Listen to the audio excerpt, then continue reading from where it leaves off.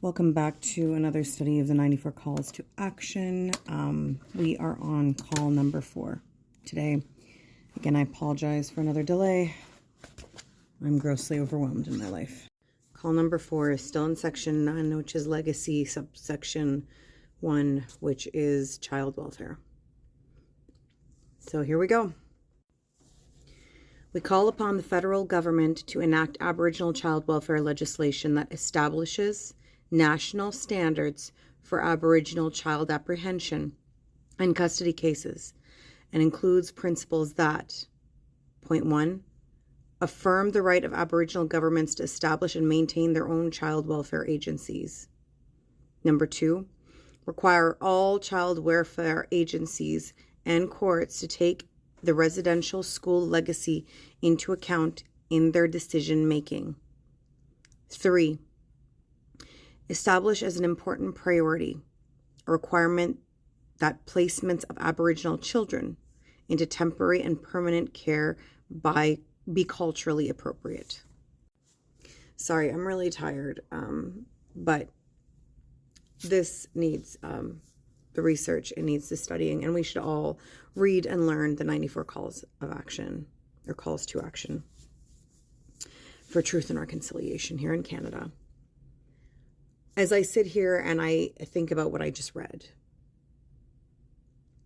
I think about, oddly enough, a conversation I had last week with a client of mine who is 84 years old.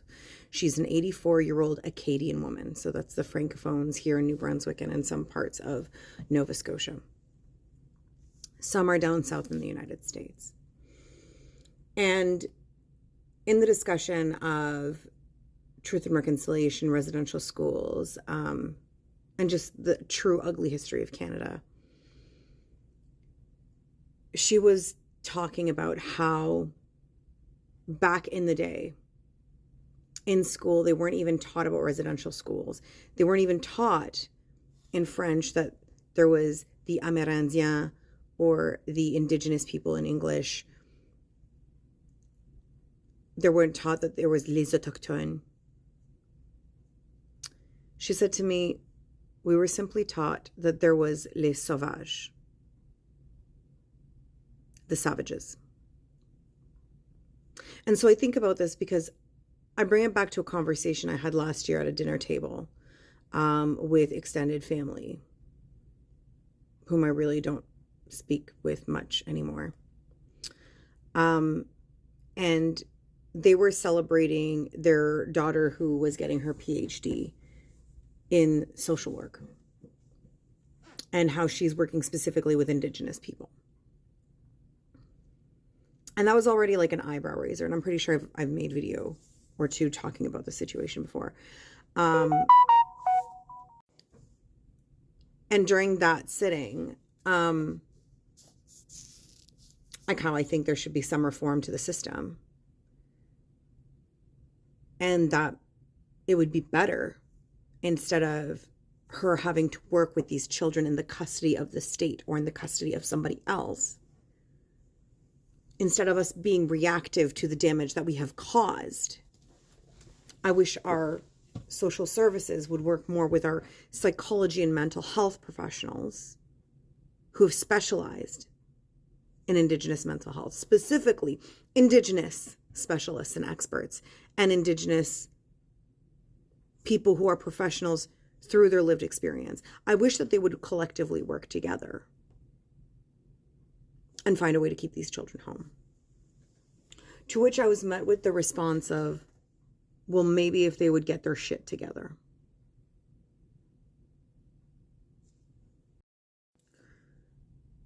So if this is the family of the person getting their PhD in social studies, specifically specializing in working with Indigenous children, and these conversations aren't even being had with their family, if they are evolving past the point that they are in, which I'm not optimistic, for no reason other than the fact that I don't believe that it's possible, as someone who is actively decolonizing, to hear past generations say such statements and to reinforce them or to allow them to continue without being corrected. And so this is someone who works in an Indigenous community. In an area, in a province where there are numerous Indigenous communities. And where the problems are severe enough that this individual works with the removed children in large quantities from Indigenous households.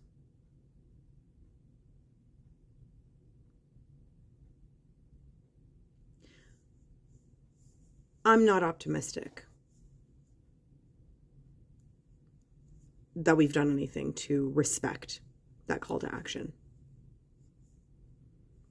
And so if any of you are interested in going into social services or social studies or social work,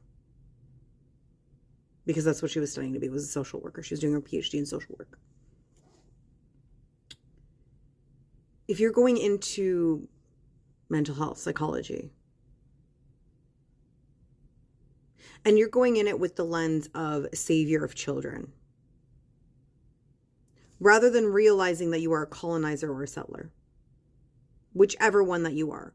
If you are a European descendant of the OG Acadians, Anglos that settled here, you're a colonizer.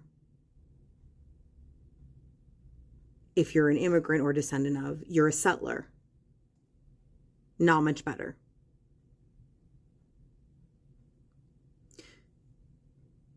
You have a responsibility to learn these things. You have a responsibility to colonize, and you have to really look at your role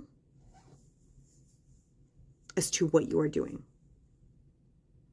to Indigenous families, to Indigenous communities, to Indigenous lands, to human beings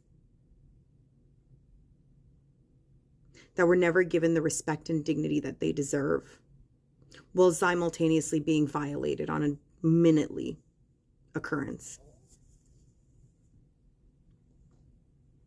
Anyway,